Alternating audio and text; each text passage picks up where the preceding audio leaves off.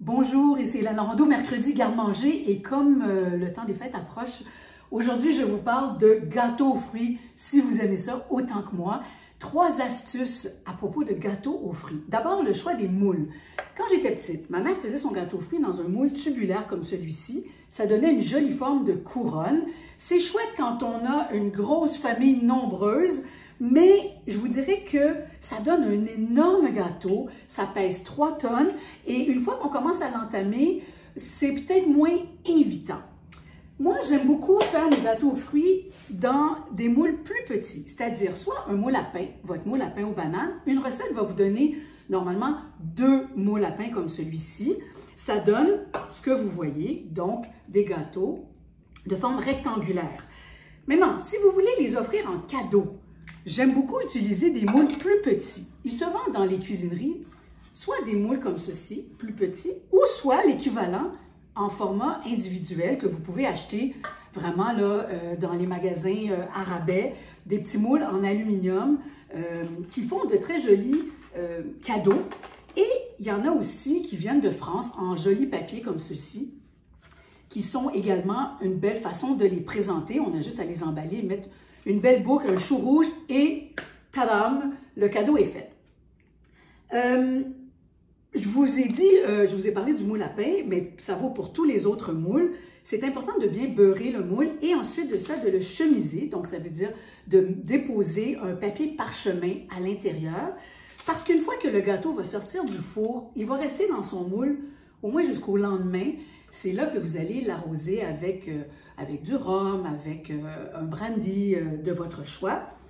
On laisse refroidir dans le moule et le lendemain, on les emballe. Comment on les conserve? Deuxième astuce. Alors, votre gâteau est refroidi, vous l'avez sorti du moule. Alors, je vous recommande de vous procurer de l'étamine comme ça, le fameux coton à fromage. Vous en coupez une languette, assez pour faire le tour du gâteau.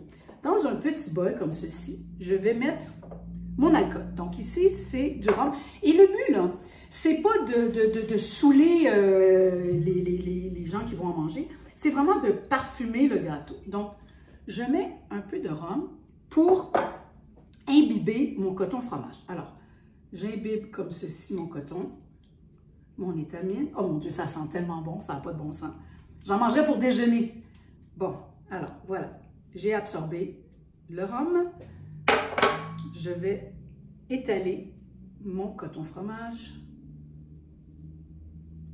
comme ceci sur ma planche de travail et je vais emballer mon gâteau pour le parfumer et pour le garder légèrement humide. Voilà. Une fois que j'ai mon gâteau enveloppé, je vais l'envelopper ensuite dans d'autres types de papier. Je vous les présente. Le premier étage, ce sera un papier ciré, celui dont mes enfants disaient que ça ne sert à rien du papier ciré, parce que ça ne va pas dans le four. Attention, ce n'est pas du papier parchemin. Mais si vous avez du papier ciré ou un papier parchemin à la maison, vous pouvez emballer ensuite votre gâteau dans cette première épaisseur-là.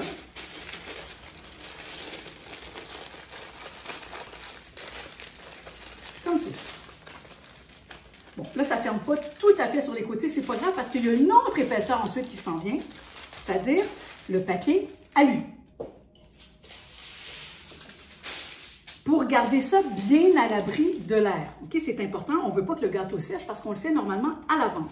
Soit qu'on le fait en novembre, soit qu'on le fait début décembre, mais c'est chouette de le faire à l'avance. Pourquoi? Parce qu'il va se bonifier avec le temps.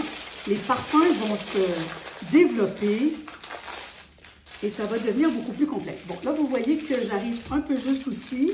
Alors là, juste, je prendrai pas de chance, j'en rajoute une autre pour les extrémités.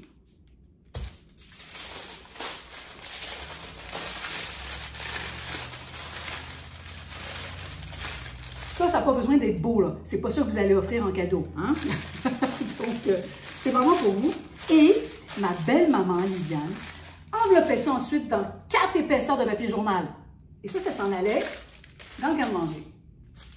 Une fois par mois à peu près, on peut aussi l'ouvrir et aller vérifier et ensuite rajouter soit au pinceau un tout petit peu aussi de rhum, encore une fois, ça dépend combien de temps vous le faites à l'avance. J'ai connu un professeur à l'Université de Montréal, une grande épicurienne qui, elle, avait une collection de gâteaux millésimés. OK? Millésimés comme on a des millésimes là, sur les bouteilles de vin. Ben, elle avait son gâteau 2022, 2021 et à Noël, ils en faisaient avec des amis une dégustation.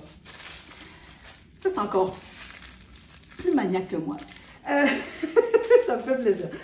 Troisième conseil, comment on le tranche? Pour le déguster, je place mon gâteau au congélateur. Vous avez bien entendu, dans le congélateur. Il ne va pas venir parfaitement glacé parce qu'il y a quand même pas beaucoup de pâte entre les fruits séchés, entre les noix, les raisins secs, etc. Donc, ça va venir dur, mais ça se coupe quand même. Je le sors à peu près 10 minutes à l'avance sur le comptoir et avec vraiment un très bon couteau dentelé, vous venez faire des tranches super minces. C'est la raison pour laquelle quand je fais mon gâteau, j'aime bien garder les fruits assez entiers de façon à ce que lorsqu'on coupe la cerise, lorsqu'on coupe la date, lorsqu'on coupe la noix de Grenoble, la noix du Brésil, on voit les morceaux. Regardez ici, la belle date, la cerise confite, les amandes, etc. Comment on mange ça du gâteau aux fruits? Tiens, dernière astuce bonus. On mange du gâteau aux fruits tout simplement comme ceci, avec une bonne tasse de café ou avec un thé. Ça se mange également sur un plateau de fromage. Alors, au lieu d'ajouter des fruits séchés, des noix, séparément, vous pourriez mettre des petites languettes de gâteau aux fruits sur une planche de fromage.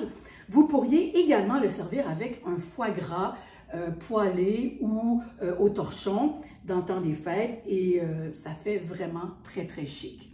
J'espère que ça vous rend service et pour ceux que ça intéresse, dans mon livre « Ma cuisine », j'ai mis ma fameuse recette de gâteau aux fruits à la demande générale parce que je me la fais souvent demander. Alors, elle ne sera pas sur Signé Gourmand, elle ne sera pas sur ma page Facebook, elle est dans le livre pour ceux qui l'ont. Sinon, vous prenez votre recette de famille et je vous souhaite là-dessus de bien belles fêtes gourmandes.